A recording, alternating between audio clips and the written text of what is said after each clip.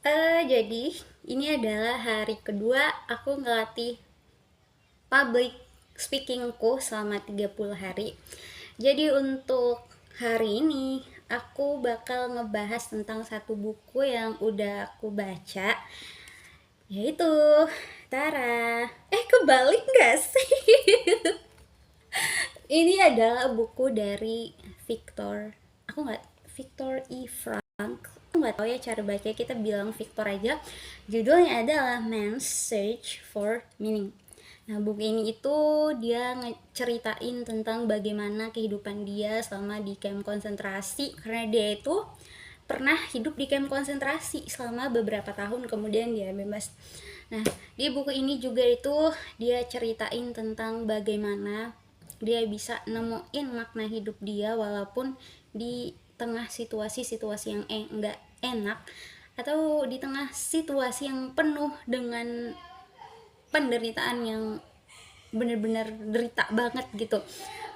Ngebayangin aja gimana rasanya hidup di camp konsentrasi yang nggak mandi, terus jatah makannya juga dapatnya dikit banget, terus harus kerja dengan mungkin nggak dapat upah sama sekali, aku lupa ya.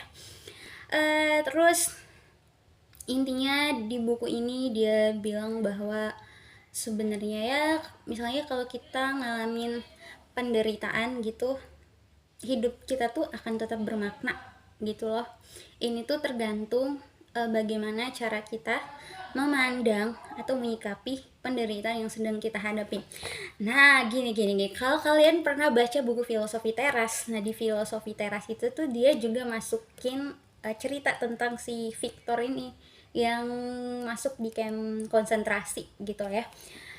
Terus yang paling nyangkut banget di kepala aku adalah bagaimana dia itu kayak ngejelasin tentang masa lalu gitu loh. Dia bilang kayak kalau masa lalu itu adalah sesuatu yang nggak perlu kita lupakan, sesuatu yang nggak perlu kita sesali sama sekali, karena kayak eh, ketika kita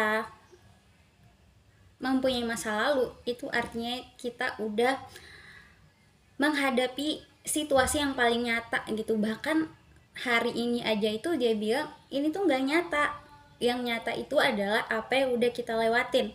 Nah, bahkan dia bilang nih di bukunya aku bacain, tidak ada yang bisa dihancurkan atau tidak ada yang bisa dirusak sama sekali di masa lalu, bahkan oleh apapun itu, bahwa pernah mengalami merupakan bentuk kehidupan paling nyata. Iya, itu kayak selama aku ngebaca ini, wah ini betul juga sih, bahwa ya masa lalu itu nggak harus dilupain. Ya udahlah, namanya juga hidup, ada seneng ada susah, ada sedih gitu, ya udahlah dijalanin aja. Terus kayak yang paling juga nyantol di kepala aku selain dua tadi, yang pertama tentang makna hidup, terus tentang masa lalu tadi, kayak yang paling nyantol di kepalaku adalah dia kayak bicarain tentang penderitaan. Dan aku sangat relate banget dengan apa yang dia bilangin. Dia bilang kayak, bukan dia yang bilang sih, tapi dia kutip perkataan salah satu, apa ya, pokoknya psikolog di Universitas Georgia gitu. Aku nggak tahu cara baca universitasnya kayak gimana, tapi intinya si orang itu bilang kayak zaman sekarang ini penderitaan itu dipandang sebagai hal yang memalukan gitu loh. Nggak banyak dari kita yang menyembunyikan penderitaan kita karena kita ngerasa malu sama apa yang lagi kita jalanin.